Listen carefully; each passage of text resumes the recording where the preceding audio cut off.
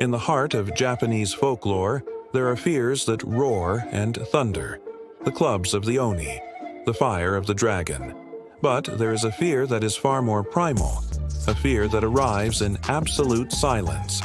It is the silence of a heavy snowfall, the chilling stillness of a world frozen in time, and the embodiment of this pure, beautiful, yet utterly merciless fear is the Yuki-onna, the Snow Woman. She is not just a monster, she is a tragic poem written in winter. To truly understand the Yuki-onna, we have to ask a fundamental question. What is she? Unlike clear-cut yokai like the kappa or the tengu, the Yuki-onna's nature exists on a blurred, fascinating line. In many legends, she is a spirit of nature, a kijin or demon god of winter, as powerful as the mountain deities themselves. She is the personification of the blizzard, cold, unfeeling, and naturally cruel. When she kills, it isn't from malice. It is simply the nature of the storm. But in other, more tragic tales, she is a Yūrei, a ghost. She is the restless spirit of a beautiful woman who froze to death in a snowstorm, perhaps lost, betrayed, or having taken her own life. Her pain, her profound loneliness, and the biting cold have bound her soul to this world. She has become a vengeful entity, craving the warmth of the life force she so tragically lost. This contradiction is the key to her power. The Yuki-onna is both a merciless force of nature and a heartbreakingly lonely soul. The Yuki-onna doesn't attack with a roar.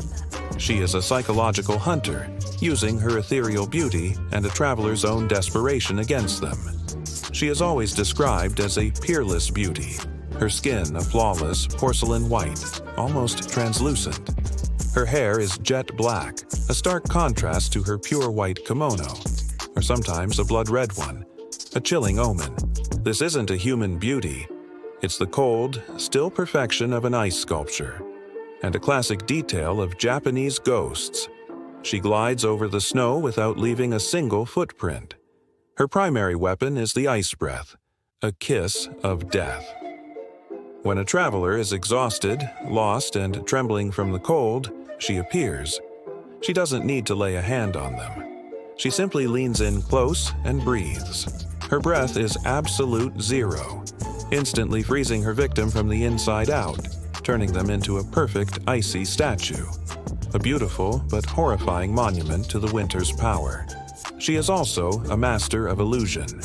Deep within a storm, she can conjure the image of a warm, cozy house with a crackling fire or the faint glow of a distant lantern. She lures the lost traveler deeper and deeper into the woods, further from safety until they finally collapse from exhaustion. This is a perfect supernatural description of what we now know as delusional hypothermia, where freezing victims feel a sudden, false sense of warmth. One of her most terrifying traps is the Yukinko, or snow child. The Yuki-onna appears as a desperate mother, begging you to hold her child for just a moment. If you agree, the bundle you're holding, which is actually a magical block of ice and snow, grows heavier and heavier. It roots you to the spot, draining your strength, making it impossible to let go. And the Yuki-onna simply watches from a distance as you slowly freeze to death, trapped by your own kindness. But her most famous story, recorded by the writer Lafcadio Hearn, reveals her most human and tragic side. It's the story of two woodcutters, the old Mosaku and the young Minokichi, who are trapped in a blizzard. They take shelter in a small hut. In the dead of night, the Yuki-onna appears. She glides over to Mosaku and, with a single cold breath, steals his life. But when she approaches the young and handsome Minokichi, she hesitates. Perhaps it's because of his youth, his beauty, or perhaps it's just the random whim of an ancient, unknowable force. She leans in and says, "You are young. I will spare you. But you must swear never to tell anyone what you have seen tonight. If you ever speak of it, I will return for you." Years pass. Minokichi eventually meets a beautiful girl named Oyuki, or Snow. They fall in love, marry, and live happily, raising 10 children together. Oh, Yuki is the perfect wife, but there's one strange thing about her. No matter how many years go by, she never seems to age. One quiet night, as their children sleep peacefully, Minokichi looks at his wife's beautiful face and feels a strange sense of nostalgia. He says to her, "You are so beautiful, O Yuki. You remind me of a strange thing that happened when I was a young man. I met a woman just as beautiful as you, the Snow Woman." The moment the words leave his lips, O Yuki leaps to her feet. Her lovely face twists into a mask of icy rage.